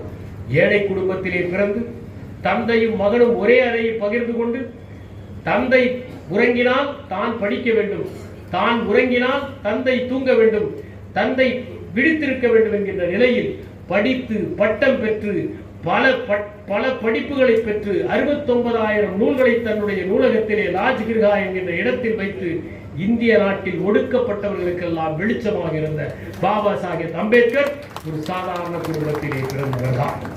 காமராஜர் எளிய குடும்பத்திலே பிறந்தவர். அவருடைய இல்லத்திற்கு சென்றால் இப்போது கூட சில சந்திலே புகுந்து செல்ல வேண்டிய சூழ்நிலை இருக்கிறது. அண்ணா எளிய குடும்பத்தில் பிறந்தவர் தான். எனவே தலைமை பண்புகளுக்கும் பிறப்புக்கும் எந்த தொடர்பும் இல்லை என்பதை உணர்ந்து கொண்டு இங்கே வந்திருக்கின்ற நீங்களும் தலைமை பண்புகளை வளர்த்துக் கொள்ள முடியும். டெஸ்மண்ட் மாரிஸ் என்பவர் ஹியூமன் ஜூ என்கிற ஒரு புத்தகத்தில் விலங்குகளுக்கும் மனிதனுக்கும் எப்படி தலைமை பண்புகள் இருக்கின்றன என்பதை ஒப்பிடுகிறார். அவர் பாபூன் குரங்குகளையும் மனிதர்களையும் ஒப்பிட்டு ஒன்றை சொல்லுகிறார். பாபூன் குரங்குகளில் பளபளப்பாக சற்று உடல் பெரிதாக இருக்கிற குரங்கு தான் தலைமை பண்புக்கு வரும். அதுதான் தலைமை குரங்கு. அது சொல்வதற்கு மற்ற குரங்குகள் எல்லாம் கட்டுப்படும். மனிதர்களை பொறுத்தவரை அப்படி இருப்பதற்கு சாத்தியமில்லை. அந்த காலத்தில் அதனால்தான் மற்றவர்களிடமிருந்து உயர்த்தி காட்ட பளபளப்பான உடை, தங்க நகைகள், வைர நகைகள், தலையிலே கிரீடம் போன்றவற்றை வைத்திருந்தார். இப்போது யாராவது தலையிலே கிரீடத்தோடு வந்தால் அது நகைப்புக்கு இடமாக ஆகிவிடும். அதனால்தான் இப்போது black cats, bullet proof vehicles போன்றவற்றை வைத்திருக்கிறார்கள். அதுதான் இன்னும் நடக்கிறது என்று டெஸ்மண்ட் மாரிஸ் குறிப்பிடுகிறார். இப்போது தலைமை பண்புகளுக்கு எவை எவை தேவை என்பதை பார்ப்போம். திருவள்ளுவர் சொல்லுகிறார், அஞ்சாமை, ஈகை, அறிவூக்கம் இவை நான்கும் எஞ்சாமை வேந்தற்கியல்பு என்று குறிப்பிடுகிறார். முதலாவதாக அவர் சொல்வது அஞ்சாமை. ஒரு தலைவனாக நீங்கள் ஆக வேண்டும் என்றால் உங்கள் கொள்கையை செயல்படுத்துவதற்கு ஒருபோதும் அஞ்சக்கூடாது என்பதுதான் திருவள்ளுவருடைய வார்த்தை. வரலாற்றை புரட்டி பார்த்தால் 3ஆம் துத்மோஸ் என்கிற ஒரு மன்னர், ஆஜானுபாகுவான உயரம் அல்ல, 5 அடி உயரம்தான். அவனை எகிப்திய நெப்போலியன் என்று குறிப்பிடுவார்கள். அவ்வளவு குள்ளம். ஆனால் அவன் மிகப்பெரிய சாம்ராஜ்யத்தை வடிவமைத்தான். 54 ஆண்டுகள் கிமு 1479 1425 வரை அவன் 54 ஆண்டுகள் அரசாண்டான். 20 ஆண்டுகள் போரிலேயே அவன் கழித்தான். குதிரையின் மீதுதான் அவன் தூங்குவான், குதிரையின் மீதே அவன் கிடப்பான். குதிரையிலே சவாரி செய்வது அவ்வளவு எளிதல்ல. சவாரி செய்தவர்களுக்குத்தான் தெரியும். குதிரை எம்புகிற போது நாமும் மேலே எம்ப வேண்டும், இல்லாவிட்டால் முதுகு ஒடிந்துவிடும். அப்படி சிரமமான குதிரையிலே 17 ஆண்டுகள் பயணம் செய்து யாருக்கும் அஞ்சாதவனாக திகழ்ந்து 3ஆம் துத்மோஸ் சரித்திரம் படைத்தான். மிகப்பெரிய தளபதியாக அவன் கருதப்படுகிறான். அஞ்சாமைக்கு அவன் ஒரு எடுத்துக்காட்டாக இருக்கிறான். ஒரு மன்னனாக இருக்கிறவன் பெருந்தன்மையோடு இருக்க வேண்டும். நான் ஏற்கனவே குறிப்பிட்டேன், புறநானூற்றிலே நீங்கள் அதிகமாக சேர சோழ பாண்டியர்களை பாடியதை விட கடையேழு வள்ளல்களை பற்றி புலவர்கள் பாடியதைத்தான் படிக்கிறோம். அதிலே முக்கியமான ஒரு புலவர் கபிலர். அந்த கபிலர் பாரியை பற்றி பேசுகிறார். அவர் மூவேந்தர்களிடம் சொல்லுகிறார், நீங்கள் ஏன் இந்த பாரியிடம் போர் தொடுக்குகிறீர்கள்? நீங்கள் யாசகர்களைப் போல உன் நாட்டை தா என்றால் தந்து விடுவான் என்று கூறுகிறார். அந்த பாரியை பற்றி கபிலர் எழுதினார், பாரி பாரி என்று பல ஏத்தி ஒருவர் புகழ்வர் சென்னா புதல்வர் பாரி ஒருவனும் அல்லன் மாரியும் உண்டு ஈண்டு உலகு பிறப்பதுவே. பாரி ஒருவன் தான் இந்த உலகத்தை காப்பாற்றுகிறானா, மழை கூட காப்பாற்றுகிறது என்று பாரியை மாரிக்கு இணையாக கூறினார் கபிலர். ஈகை என்பது தலைமை பண்புக்கு மிகவும் முக்கியம். எளியவர்களுக்கு ஈபவன் தான் தலைமை பண்போடு திகழ முடியும். ஊக்கம் என்பது மிகவும் முக்கியம். அலெக்சாண்டர் எவ்வளவு பெரிய ஊக்கம் நிறைந்தவர் என்பதை நான் குறிப்பிட்டேன். அவர் பாரசீகத்தோடு படையெடுத்து போகிறார். பாரசீகத்துக்கு தண்ணீரை தருவது டயர் என்கிற தீவு. அந்த டயர் என்கின்ற தீவோடு போட்டி போட்டு அவர்களை போரிலே வீழ்த்த வேண்டும். ஆனால் அலெக்சாண்டரிடம் கப்பற்படை இல்லை. அதனால் 200 மீட்டர் தூரத்திற்கு 1 கிலோமீட்டர் அகலத்திற்கு மணலை கொட்டி ஒரு மண்மேட்டை உருவாக்கி அதிலிருந்து போரிட்டு டயரை வீழ்த்தி பாரசீகத்திற்கு தண்ணீர் கிடைக்காமல் செய்கிறான் அலெக்சாண்டர். எந்த நாட்டுக்கு படையெடுத்து சென்றாலும் அந்த நாட்டின் தட்பவெட்ப நிலை, அங்கிருக்கிற மக்களுடைய மனநிலை, அங்கிருக்கிற வசதிகள் போன்ற அனைத்தையும் அறிந்து வைத்துக் கொண்டுதான் அவன் படையெடுத்து செல்வான். தன்னுடைய படை வீரர்களுக்கு அவன் எப்படி ஊக்கமளித்தான் என்பதற்கு ஒரு சம்பவத்தை குறிப்பிடுகிறேன். பாலைவனத்திலே அவர்கள் பயணம் செய்து கொண்டிருக்கிறார்கள். குடிநீர் எல்லாம் தீர்ந்து விட்டது. படை வீரர்கள் எல்லாம் தாகத்தோடு இருக்கிறார்கள். அலெக்சாண்டருக்கும் தாகம். அப்போது அந்த வழியாக ஒரு சிப்பாய் ஒரு பெண்மணியை ஒரு குவளை தண்ணீர் கொண்டு வர செய்கிறார். அந்த சிப்பாய் அந்த பெண்மணியிடமிருந்து அந்த குவளை தண்ணீரை வாங்கி கொடுக்கிறார். அலெக்சாண்டர் அனைவரையும் பார்க்கிறார். எல்லோரும் தாகத்தில் தவிக்கிறார்கள். நான் ஒருவன் மட்டும் அருந்துவது எந்த விதத்திலே தார்மீக நியாயம் என்று நினைக்கிறார். அதனால் அந்த தண்ணீரை அந்த பாலைவனத்திலேயே கொட்டி விடுகிறார்.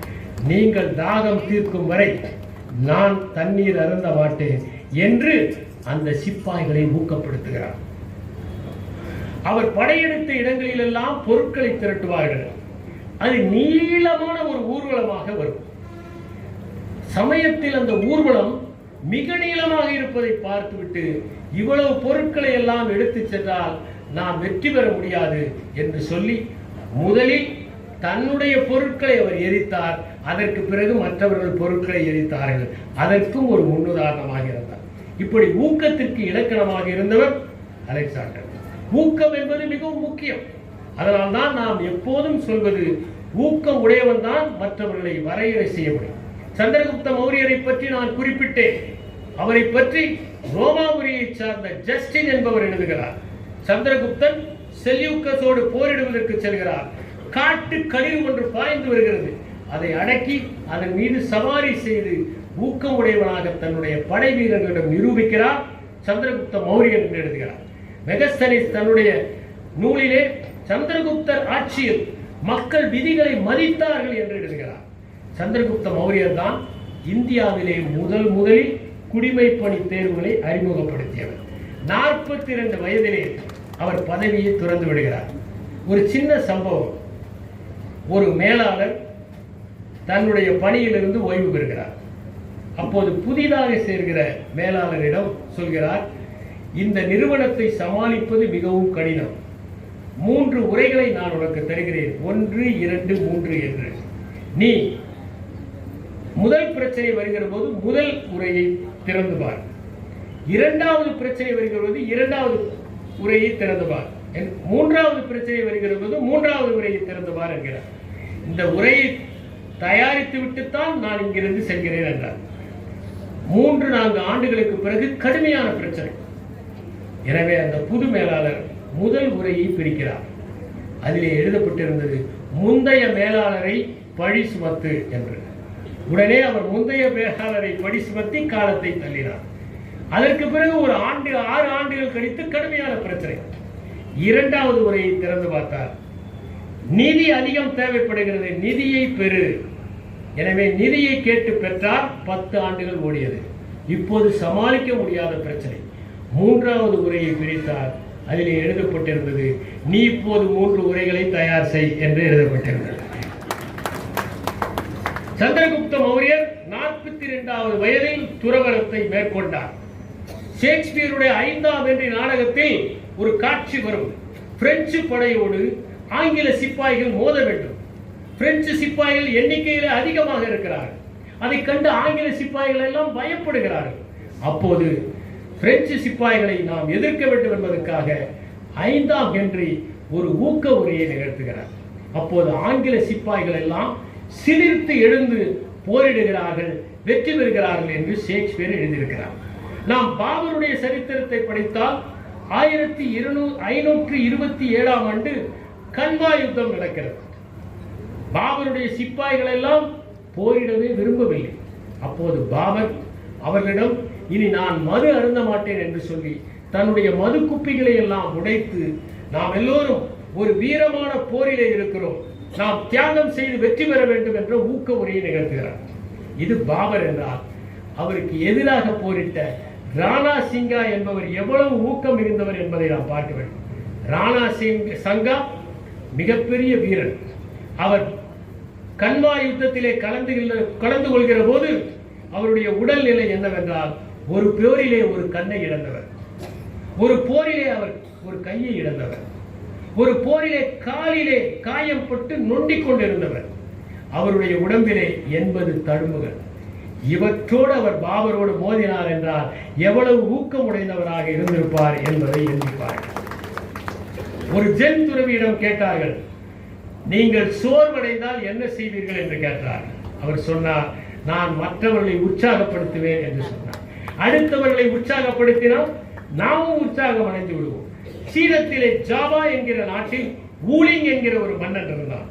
அவன் தன்னுடைய படை வீரர்களுடைய ராணுவ உடை சரியாக இல்லை என்பதனால் ஹூ என்கின்ற ராணுவ உடையை வடிவமைத்தான். ஆனால் சிப்பாய்கள் அதை போட்டுக்கொள்ள மறுத்தார்கள். அதற்கு பிறகு ஊலிங் தானே அந்த உடையை தினமும் அரசவைக்கு அணிந்து வர ஆரம்பித்தான். அதை பார்த்ததும் வேறு வழி இல்லாமல் சிப்பாய்களும் அணிந்தார்கள். அதற்கு பிறகு வெற்றி மேல் வெற்றியை குவித்தார்கள்.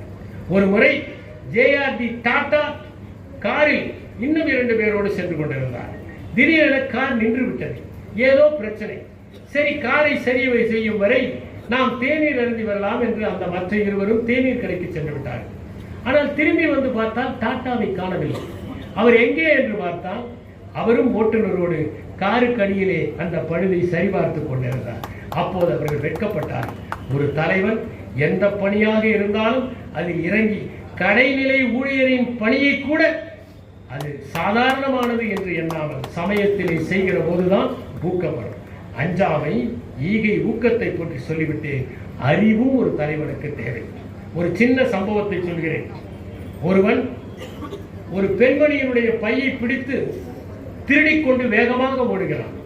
அதை பார்த்து இன்னொருவன் அவனை பிடிப்பதற்காக ஓடி வேகமாக சென்று அவனை பிடித்து விட்டான்.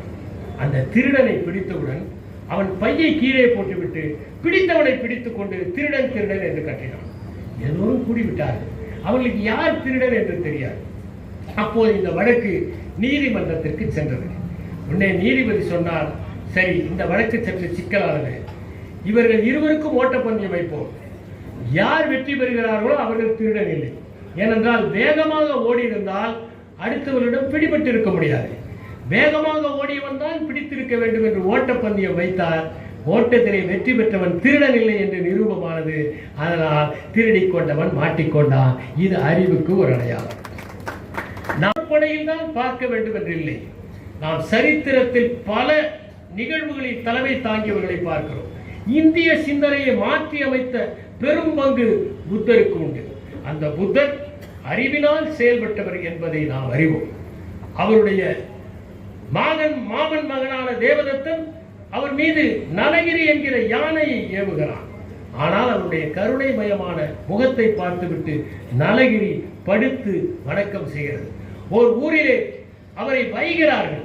அப்போது அவர் சொல்கிறார்கள், நீங்கள் கொடுத்த பரிசு பொருட்களை நான் ஏற்றுக்கொள்ளாவிட்டால் அது எப்படி உங்களிடமோ இருக்குமோ அதை போல உங்கள் வசவுகளும் உங்களிடம் இருக்கும் என்று சொன்னவர். எல்லா நேரங்களிலும் ஞானத்தின்பால் செயல்பட்டு தன்னுடைய சீடர்களிடம் சொன்னார், நான் சொல்வதை கூட நீங்கள் அப்படியே ஏற்றுக்கொள்ள வேண்டிய அவசியம் இல்லை. தயவு செய்து நான் சொல்லுவது சரியில்லை என்றால் நிராகரியுங்கள், உங்கள் சொந்த அறிவை பயன்படுத்துங்கள் என்று சொன்னார். ரோகிணி என்கின்ற நதிக்காக கோலிய நாட்டுக்கும் சாக்கிய நாட்டுக்கும் பிரச்சனை வந்தபோது போர் வேண்டாம் என்று சொன்ன ஒரே காரணத்தினால், அவர் நாட்டை விட்டு செல்ல வேண்டும் என்று சாக்கியர்கள் சொன்ன காரணத்தினால் தான் அவர் துறவு மேற்கொண்டு சென்றார் என்று புத்தருடைய வரலாற்றை எழுதிய பாபா சாஹேப் அம்பேத்கர் குறிப்பிட்டிருக்கிறார். போர் என்பது மிகவும் மோசமான செயல். அது தேவையான போதுதான் எதிர்கொள்ள வேண்டும். ஓநாய் கத்தி என்கிற ஒரு கதை உண்டு. ஒரு ஓநாயை எப்படி பிடிக்க வேண்டும் என்பதற்கு ஒருவர் சொன்னார், ஒரு கத்தியில் ஆட்டு ரத்தத்தை தடவி அதை மாட்டிவிட்டால் காட்டுப்பகுதியில் இருக்கிற ஓநாய்கள் அந்த ரத்தத்தின் மனத்திற்காக வந்து கத்தியை நக்கும். அப்படி நக்குகிற போது கத்தியின் நுனிபட்டு அவற்றின் நாக்கிலிருந்து ரத்தம் வரும். ஆனால் அதையும் ஆட்டின் ரத்தம் என்று சுவைத்து சுவைத்து இறுதியில் இறந்து போய்விடும் ஓநாய். அதுதான் ஓநாய் கத்திய. நாம் சரித்திரத்தில் படித்திருக்கிறோம்.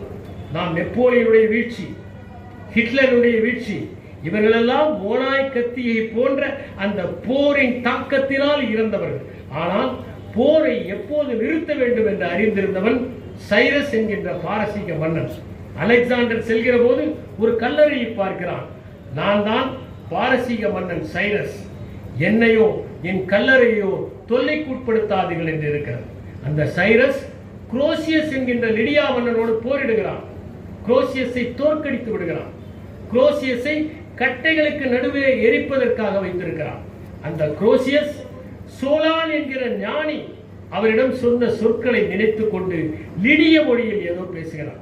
இந்த உலகத்தில் ஒருவன் வெற்றி பெற்றவனா இல்லையா என்பதை எப்போது சொல்ல வேண்டும்? அவன் இறக்கிற போதுதான் சொல்ல முடியும். அதனால் அவன் சொல்வது இவனுக்கு புரியவில்லை. நீ என்ன சொல்கிறாய் என்று கேட்கிறான். மொழிபெயர்த்து சொல்கிறார்கள். இப்பேற்பட்ட அறிவாளியை நாம் பக்கத்தில் வைத்துக் கொள்ள வேண்டும் என்று குரோசியஸை நண்பனாக வைத்துக் கொள்கிறான். 2003 நோபல் பரிசு பெற்ற பாரசீகத்தை சார்ந்த ஷிரின் இபாடி என்பவர் நான் சைரஸ் பிறந்த நாட்டிலிருந்து வந்தவர் என்று குறிப்பிடுகிறார். அந்த அளவிற்கு மகத்துவம் பெற்ற தலைமை பண்போடு திகழ்ந்தான். பெரிக்லஸ் என்பவன் கிரேக்கத்தில் இருந்தான். அவன் மிகப்பெரிய அறிவாளியாக இருந்தான், சொல்வன்மை மிக்கவனாக இருந்தான், அறிவு சார்ந்தவனாக இருந்தான். அவனை திட்டிக் கொண்டே ஒருவன் வீடு வரை வந்தான். பெரிக்லஸ் இருட்டாகிவிட்டதால் ஒருவனிடம் விளக்கை கொடுத்து அவனை பத்திரமாக வீட்டில் கொண்டு போய் சேர், பாவம் போவதற்கு தடுமாறுவான் என்று சொன்னான். அப்படி ஆற்றல் மிகுந்தவனாக இருந்தவன் பெரிக்லஸ்.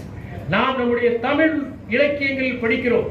கல்லணை கட்டிய கரிகால் வளவன் இளம் வயதிலேயே ஆட்சி பொறுப்பை ஏற்றுக்கொண்டவன். அவன் அரசவையிலே வீற்றிருந்த போது அவனிடம் நியாயம் கேட்க வந்த 2 முதியவர்கள், இந்த சிறுவனா நமக்கு நியாயம் சொல்வான் என்று நினைத்தார்கள். உரை முடிவு காணான் இளமையோன் என்ற நரைமுது மக்கள் ஓப்ப நரை முடித்து சொல்லால் முறை செய்தான் சோழன் குலவிச்சை கல்லாமல் பாகப்படும் என்று ஒரு பழமொழி உண்டு. எனவே அறிவு மிக்கவர்கள் தலைமை பண்பை தேடிக்கொள்வார்கள். இந்த 4 பண்புகள் போதுமா? திருவள்ளுவர் இவற்றோடு நிறுத்தவில்லை. தூங்காமை, கல்வி, துணிவுடைமை இம்மூன்றும் நீங்கா நிலனால்பவர்க்கு என்று குறிப்பிடுகிறார். தூங்காமல் ஒருவர் இருக்க வேண்டும். நாம் படித்திருக்கிறோம். அம்பேத்கர் இரவெல்லாம் படிப்பார், இரவெல்லாம் எழுதுவார், 69,000 புத்தகங்களை நூலகத்தில் வைத்து புரட்டிக் கொண்டே இருந்தார் என்று. தூங்காமல் இருப்பது மிகவும் முக்கியம். விழிப்புணர்வோடு இருப்பது மிகவும் முக்கியம். ஏனென்றால் விழிப்புணர்வு இருப்பவர்கள் தான் வெற்றி பெறுகிறவர்களாக இருக்க முடியும். ஒரு புதிய பிரதேசத்திற்கு ஒரு அதிகாரி வந்தார். அந்த ஊரிலே நிறைய பேர் கொள்ளைக்காரர்கள் இருந்தார்கள். இவர்களை ஒடுக்க வேண்டும். காவல்துறையால் மட்டும் ஒடுக்க முடியாது. அவன் ஒரு அறிவிப்பை செய்தான். கொள்ளைக்காரர்களை பிடித்து தருகிறவர்களுக்கு 100 பொற்காசுகள் தரப்படும். பிடித்து கொடுக்கிறவர்களே கொள்ளைக்காரர்களாக இருந்தால் அவர்களுக்கு மன்னிப்பு வழங்கப்படும். நாம் மாட்டிக்கொண்டால் என்ன செய்வது? நிறைய பணம் கிடைக்கிறது. வாழ்நாள் முழுவதும் கொள்ளையடித்தால் கூட 100 பொற்காசுகள் கிடைக்காது என்று முதலில் ஒருவனை பிடித்துக் கொண்டு வந்தான். இவன் கொள்ளைக்காரன் என்று சொன்னான். உடனே இவனும் கொள்ளைக்காரன். நான் தான் சொன்னேனே, நீ கொள்ளைக்காரனாக இருந்தாலும் மன்னிப்பு உண்டு என்று. அவன் பிடித்து கொடுத்து விட்டான். அதனால் அவனுக்கு மன்னிப்பு, உனக்கு தூக்கு தண்டனை என்று அவர் சொல்லிவிட்டார். இதை கேள்விப்பட்டதும் எவன் எப்போது நம்மை பிடிப்பானோ என்று கொள்ளைக்காரர்கள் எல்லாம் அந்த ஊரை விட்டே காலி செய்து விட்டார்கள். நாம் புறநானூற்றிலே படிக்கிறோம். ஒரு மன்னன் தூங்காமல் இருப்பான். பலர் துஞ்சவும் தான் துஞ்சான், உலகு காக்கும் உயர் கொள்கை கேட்டோம் என்று குறிப்பிடப்பட்டிருக்கிறது. மற்றவர்கள் எல்லோரும் தூங்குவார்கள், ஆனால் நாம் விழித்திருக்க வேண்டும். அதுதான் தலைமை பண்பு. நாமும் தூங்கலாம், ஒய்யாரமாக இருக்கலாம், சொகுசாக இருக்கலாம் என்று நினைத்தால் அது தலைமை பண்புக்கான அடையாளம் இல்லை. அதனால்தான் சிலப்பதிகாரத்தில் வஞ்சிக்காண்டத்தில் சேரன் சொங்குட்டுவன் கூறுவதைப் போல ஒரு வாக்கியத்தை அமைத்திருப்பார். மண்பதை காக்கும் நன்குடி பிறத்தல் துன்பம் அல்லது தொழுதகவு இல்லை. நீங்கள் மிகச்சிறந்த ஆட்சியாளராக இருக்க வேண்டும் என்றால் நிறைய துன்பங்களை தாங்க வேண்டும். மற்றவர்களைப் போல மகிழ்ச்சியாக உல்லாசமாக இருக்க முடியாது. மண்பதை காக்கும் நன்குடி பிறத்தல் துன்பம்தான் என்று குறிப்பிடுகின்றார். எனவே விழிப்புணர்வோடு இருக்க வேண்டும் என்றால் தூங்காமை தேவை. தூங்காமை என்றால் உறக்கம் இல்லாமை மட்டுமல்ல, விழித்திருக்கிற போதும் விழிப்புணர்வோடு இருப்பது. அடுத்ததாக கல்வி. நாம் ஏற்கனவே மாமன்னர் அசோகரை பற்றி பார்த்தோம். அவர் 7 கற்பாறைகள், 11 கற்தூண்கள், 19 சிறுகற் சாசனங்கள் ஆகியவற்றை எழுதியவர். இந்தியாவிலே முதல் நல நாட்டை ஏற்படுத்தியவர் அவர்தான். அவர்தான் நிறைய மருத்துவமனைகளை ஏற்படுத்தினார். விலங்குகளுக்கு முதலில் மருத்துவமனை ஏற்படுத்தியவர் அசோகர் தான். அப்படிப்பட்ட நல நாட்டை ஏற்படுத்தியவர். அவருடைய அண்ணன் சுஷிமா மிகவும் கவர்ச்சியானவர். ஆனால் அசோகரை பற்றி எழுதுகிறார்கள், அவர் ஒருவர் குள்ளம் தான், தலை வெள்ளை பூசணி போல இருக்கும், பார்க்க அழகாக இருக்க மாட்டார், சற்று தொப்பை கூட உண்டு. ஆனால் அவர் எப்படி மன்னனாக ஆனார் என்றால் அவரிடம் அறிவு இருந்தது, ஆற்றல் இருந்தது, எதிர்க்கிற துணிவு இருந்தது. அதனால் அவர் மன்னராக ஆனார். எனவே தலைமை பண்பு வர வேண்டும் என்றால் ஒருவர் கற்றுக்கொண்டே இருக்க வேண்டும். கற்றுக்கொண்டதை மற்றவர்களுக்கு பெற்று தந்து கொண்டே இருக்க வேண்டும். அப்படிப்பட்டவர்கள் தான் தலைமை பண்புக்கு வர முடியும். அடுத்ததாக முக்கியம் துணிவு வேண்டும். நான் ஹானிபாலை பற்றி குறிப்பிட்டேன். ஹானிபாலை பற்றி எழுதுகிறார்கள். ஹானிபாலை பொறுத்தவரை அவருக்கு வாள்களின் ஓசைதான் பூபாலம், ஈட்டிகள் எரியும் மொழிதான் கல்யாணி, முரசுகளின் ஓசைதான் முகாரி, புறவிகளின் கணைக்கும் சத்தம் தான் புல்லாங்குழல் ஓசை என்று குறிப்பிடுகிறார். அந்த ஹானிபால் சிறு வயதில் வேட்டையாட செல்கிறார். அப்போது ஒரு கழுகு ஒன்று ஒரு கூட்டிலே இருக்கிறது. அந்த கழுகை எடுத்து நெஞ்சோடு அணைத்துக் கொள்கிறார். அந்த கழுகு தன்னுடைய நகங்களால் கீறுகிறது, ரத்தம் ஒழிகிறது. ஆனால் ஹானிபால் அதை விடவில்லை. அதை கெட்டியாக பிடித்துக் கொள்கிறார். அதை கெட்டியாக பிடிக்க அவருடைய பிடியிலே ரத்தம் வடிந்தாலும் பரவாயில்லை என்கின்ற துணிவோடு அழுத்தியதனால் அந்த கழுகு சிறிது நேரத்தில் படிந்து விடுகிறது. அதுதான் துணிவிடுவனுடைய அடையாளம். அந்த ரோமாபுரியின் மீது படையெடுத்து சென்ற மாவீரன், நெப்போலியனுக்கு முன்பே ஆல்ப்ஸ் மலையை கடந்தவன், கேனா யுத்தத்தில் ரோமாபுரி படைகளை சிதைத்தவன், தன்னுடைய ஒரு விழி படுதானதும் இன்னொரு விழிக்கும் அது பரவிவிடக்கூடாது என்று தன்னுடைய கையாலேயே அதை தோண்டி எடுத்தவன், எதிரிகளிடம் அடிப்பட்ட போது தான் நஞ்சறிந்தி உயிரை வார்த்துக் கொண்டவன். அப்போது அவன் சொன்னான், இனிமேலாவது ரோமாபுரி வீரர்கள் என் பெயரை கேட்டால் பதற்றப்படாமல் இருப்பார்கள், அவர்களை பதற்றத்திலிருந்து என்னுடைய மரணம் விடுவிக்கும் என்று சொன்னார். தூங்காமை, கல்வி, துணிவுடைமை ஆகியவை தலைமை பண்புக்கு தேவை. இடிப்பறை இல்லாத ஏமரா மன்னன் கெடுப்பார் இலானும் கெடும் என்று திருவள்ளுவர் சொன்னார். ஒரு நல்ல தலைமை பண்பு தனக்கு யோசனை சொல்ல வருகிறவர்களை தண்டிக்க கூடாது. அலாவுதீன் கில்ஜி மிகச்சிறந்த நிர்வாகத்தை கொடுத்தவர் என்று Abraham எராலி the Rath of the சல்டனேட் என்கிற புத்தகத்தில் தெரிவிக்கின்றார். அந்த அலாவுதீன் கில்ஜியை ஒரு காஜி தேடி வருகிறார், தலைமை காஜி அரண்மனைக்கு வருகிறார். நீ இஸ்லாமியர்களுடைய நெறிகளை எல்லாம் பின்பற்றுவதில்லை என்கிறார். அலாவுதீன் கில்ஜி சொல்கிறார், நான் அதை பின்பற்றுகிறேன். நான் படை வீரர்களுக்கு வருகை பதிவேடு எடுக்கிற போது தாமதமாக வந்தால் 3 மாதம் அவர்களுக்கு சம்பளம் தருவதில்லை. யாரெல்லாம் மது அருந்துகிறார்களோ அவர்களை எரிகுழியில் தள்ளுகிறேன். வழிப்பறி செய்கிறவர்களை சிறையிலே தள்ளி சித்திரவதை செய்கிறேன். வேற என்ன வேண்டும் என்கிறார். இவையெல்லாம் நம்முடைய சட்டத்தில் இல்லை, நீங்கள் தவறாக செய்கிறீர்கள் என்று காஜி சொல்கிறார். மறுநாள் காஜி வருகிற போது தனக்கு தண்டனை தருவாரோ என்று பயந்து கொண்டிருக்கிறார். ஆனால் பொன்னாடை போர்த்தி அவரை மகிழ்விக்கிறார் அலாவுதீன் கில்ஜி. அலாவுதீன் கில்ஜியின் ஆட்சியில் பொருட்கள் மலிவாக இருந்தன. எந்த படையும் அவருடைய சாம்ராஜ்யத்தை வெல்லவில்லை. ராணுவ கிளர்ச்சி எதுவும் நடைபெறவில்லை. குறைந்த செலவில் ராணுவ பராமரிப்பு. மங்கோலியர்களை விரட்டி அடித்தது அலாவுதீன் கில்ஜி தான். பாதையிலே செல்கிறவர்களுக்கு பாதுகாப்பு, நேர்மையான வர்த்தகம், தூய்மையான நிர்வாகம், குளங்கள் போன்றவை சீரமைப்பு. அறிஞர்களுக்கும் கலைஞர்களுக்கும் அரசாங்கம் இல்லாமலேயே நல்ல வருமானம் கிடைத்தது. இதுதான் அலாவுதீன் கில்ஜியினுடைய சாதனை. பெட்டிக்கு வெளியே ஒரு தலைவன் சிந்திக்க வேண்டும். தைமூரை பற்றி நீங்கள் கேள்விப்பட்டிருப்பீர்கள். ஒரு கால் ஊனம், ஆனால் அவனை பற்றி கிறிஸ்டோபர் மார்லோ தி டாம்பர்லேண்ட் தி கிரேட் என்கின்ற ஒரு மகத்தான நாடகத்தை எழுதியிருப்பார். அந்த தைமூர் தன்னுடைய சகாக்களோடு அமர்ந்திருக்கிறார். யார் தலைமை பதவியை அடைய வேண்டும் என்பது. அப்போது ஒரு கம்பத்தை காட்டி, இந்த கம்பத்தை யார் தாண்டுகிறார்களோ முதலில் அவர்களுக்கு தலைமை பண்பு என்று ஒருவர் அறிவிக்கிறார். எல்லோரும் ஓடுகிறார்கள். இவருக்கு ஒரு கால், சற்று நடக்க முடியாத கால், ஓட முடியாத கால், காயம்பட்ட கால். அதனால் இவரால் ஓட முடியவில்லை. சிறிது தூரம் ஓடி தன்னுடைய தொப்பியை தூக்கி எறிந்து அந்த தூணை தாண்டி எறிந்தார். அனைவருக்கும் முன்னால் தொப்பி விழுந்தது. அதனால் அவர் தலைவராக ஆக்கப்பட்டார். ஒரு முறை சிறிய படையோடு ஒரு இடத்திற்கு, பிரதேசத்திற்கு படையெடுத்து செல்கிறார். அப்போது தன்னுடைய குதிரைகளின் 2 பக்கமும் கிளைகளை கட்டி விடுகிறார். புழுதியிலே அந்த பறக்கின்ற அந்த குதிரைகளின் குளப்போசைகளை கேட்டுவிட்டு எதிரி நாட்டு மன்னர் நிறைய படைகள் வந்து விட்டன என்று நினைத்துக் கொண்டு படைக்களத்தை விட்டே ஓடிவிடுகிறார். இதுதான் தைமூர். நாம் பார்க்கிறோம், மிகப்பெரிய புத்திசாலியாக இருந்தவர் ஜூலியஸ் சீசர். ஜூலியஸ் சீசரை பற்றி குறிப்பிடுவார்கள். அவர் ஒருமுறை சிறைபிடிக்கப்படுகிறார். ரோட்ஸ் என்கின்ற நகரத்தில் அவர் சிறைபிடிக்கப்பட்டு கப்பலிலே எடுத்துச் செல்லப்படுகிறார். அப்போது அவர்கள் ஜூலியஸ் சீசரை மீட்க வேண்டும் என்றால் 20 துண்டு வெள்ளி தர வேண்டும் என்கிறார். சீசர் சொல்கிறார், எனக்கு 20 துண்டு மிகவும் குறைவு, 50 துண்டு கேளுங்கள் என்கிறார். பிறகு நான் உங்களை பிடித்தால் உங்களை எல்லாம் சிலுவையில் அறைவேன் என்கிறார். அவர்கள் சிரித்துக் கொள்கிறார்கள்.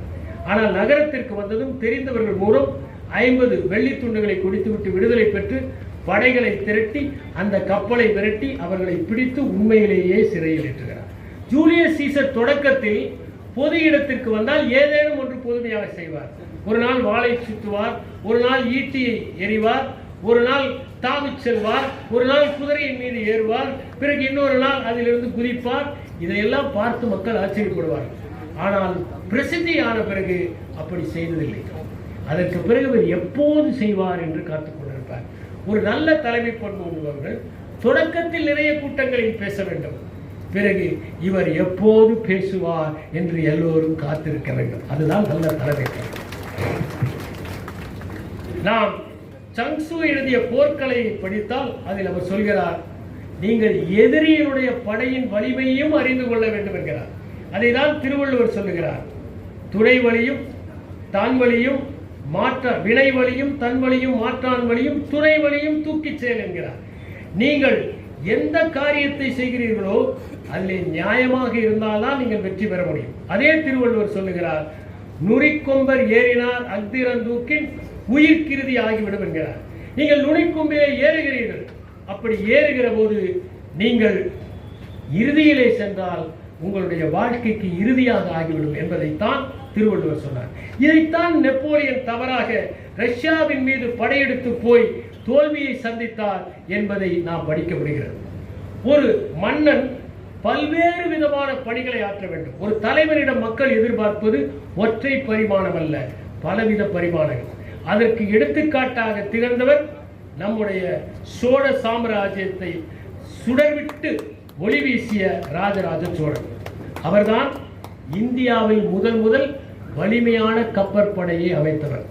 அவர்தான் தேர்ப்படை இருந்தால் அது பிரச்சனை, எனவே தேர்ப்படை இல்லாமல் செய்தார். அவர்தான் நிலையான படையை வைத்தார். அதற்கு முன்னால் நம்முடைய மன்னர்கள் எல்லாம் படையை திரட்டுவார்கள். படையில் அனுபவமே இல்லாதவர்கள் எல்லாம் உள்ளே வந்து செத்து போவார்கள். ஆனால் நிலையான படையை நிறுவி அவர்களுக்கு போர் இல்லாத காலங்களில் குளங்களை வெட்டவும் ஏரிகளை சீரமைக்கவும் ஏற்பாடு செய்தவர் ராஜராஜ சோழன். அவர் ஆதுரா சாலை என்கின்ற மருத்துவமனைகளை நிறுவினார். நிறைய நீர்நிலைகளை அவர் ஆரம்பித்தார். டூம்ஸ்டே என்று அழைக்கப்படுகின்ற நில அளவை இங்கிலாந்திலே தொடங்கப்படுவதற்கு முன்னாலேயே நில அளவையை தென்னிந்தியாவில் நிகழ்த்தியவர் அவர். உலகளந்த கோல் என்பதை வைத்து அவர் நில அளவையை முதலில் நிகழ்த்தினார். அவர்தான் திருமறைகளை பதிப்பித்தவர். அவர்தான் மெய்கீர்த்திகளை ஏற்படுத்தியவர். இப்படி பல்வேறு துறைகளில் யார் ஒருவர் ஜொலிக்கிறார்களோ அவர்கள்தான் தலைமை பண்போடு திகழ முடியும். ஜான் அடைர் என்பவர்கள் தலைமை பண்பை பற்றி எழுதியிருக்கிறார். அதிலே 3 சொல்கிறார். நீங்கள் என்ன இலக்கோ அதை அடைய வேண்டும். ஒவ்வொரு வீரனுக்கும், ஒவ்வொரு நிறுவனத்தில் இருக்கிற ஒவ்வொரு பணியாளருக்கும் முன்னேற்றத்தை ஏற்படுத்த வேண்டும். அவர்களுக்குள் ஒரு ஒருங்கிணைப்பை ஏற்படுத்த வேண்டும். நீங்கள் தலைமை பொறுப்பில் இருக்க வேண்டும் என்றால் முதலில் உங்கள் இலக்கை அடைய வேண்டும். அதோடு நிறுத்திக் கொள்ளக்கூடாது.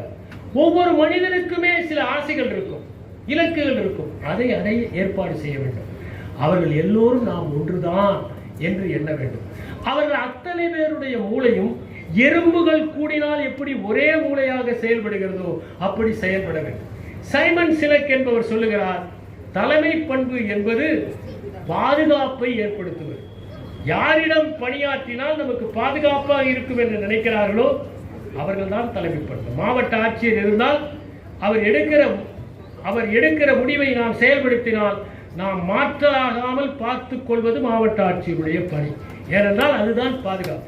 நான் காஞ்சிபுரத்திலே பணியாற்றுகிற போது ஓரிடத்திலே சென்று சோதனை போட சொன்னேன். அது ஒரு செல்வாக்குள்ள மனிதர். அதனால் சோதனை போட்ட பிறகு அந்த வட்டாட்சியர் பெயர் ஜோதிமுத்து. எனக்கு ஒரு தொலைபேசி அழைப்பு வந்தது. ஜோதிமுத்து என்கின்ற வட்டாட்சியர் என்று ஆரம்பித்தார். அவரை நான் தான் அனுப்பினேன். நல்ல வட்டாட்சியர் என்றேன்.